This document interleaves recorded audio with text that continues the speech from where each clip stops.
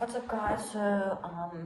I went through some of the stuff in our garage and things like that, and I found like wasp nests. You can see in there some wasp nests. Then I have some bugs, and then today I'm gonna show you guys how to pin some bugs and insects. And in here I have a bunch of what do you call them, silk moths. You can see their little silk cocoons. Let me get one out. We've already got the eggs out, some of the eggs. But yeah, I'm gonna go through here see if there's any dead moths. Already see some. Gonna see if we have some nice ones which we can pin and then get started.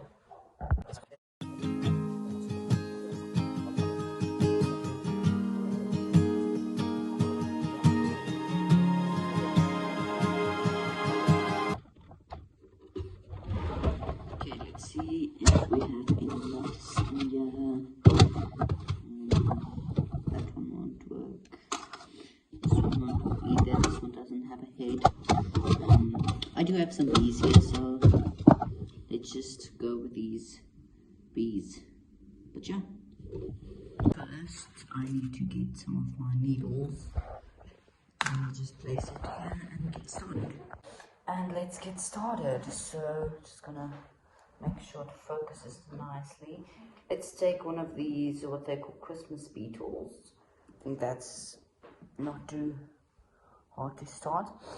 And then you'll see that, so the best place to pin them, you'll see like a little triangle on all your beetles. Don't know if you can see it, but right there, after the thorax, you'll actually see, or you can pin them in the thorax, but I don't do that usually with my small little beetles.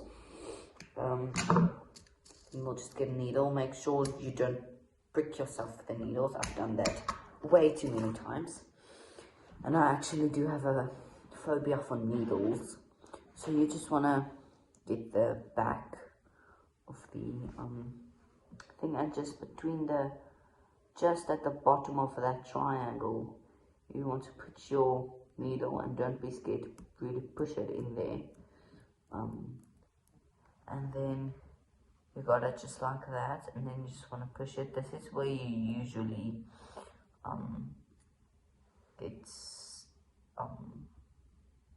get pricked by needles. And there you go, and let's put it in the collection. There goes the phone.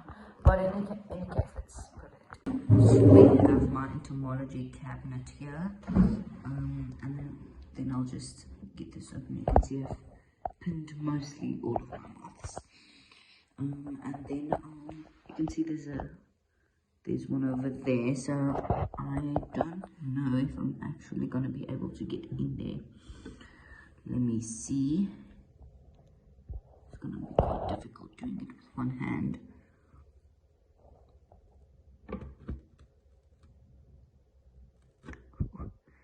It's hard to get in between all of those. I'm just going to quickly grab something like a needle. Start opening with one hand. There we go. Now you just want to position it. Obviously you would have two hands.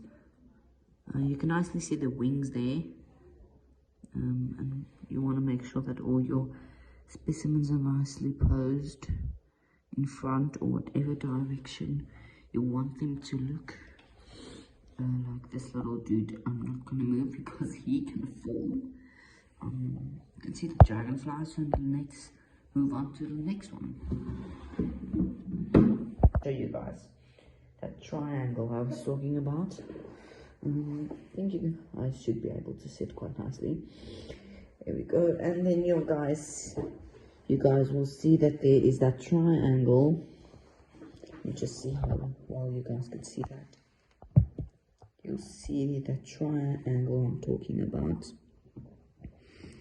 which is right there. And then this is with all your chafters, fruit chafters, and you want to pin them right there.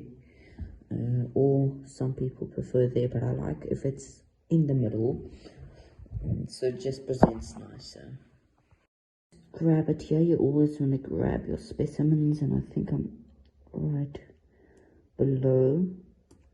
You just want to press nicely. Then you'll see. I don't know if I did it nicely. Yeah, and then you just want to press, make sure the needle doesn't go into, yeah, it's quite risky a lot of the times. Let me just focus.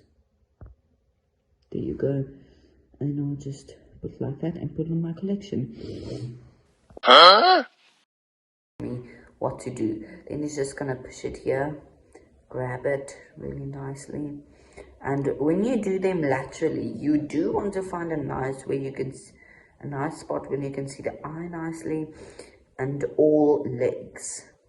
So, and then you just want to go from basically, let me show you guys, the side right there.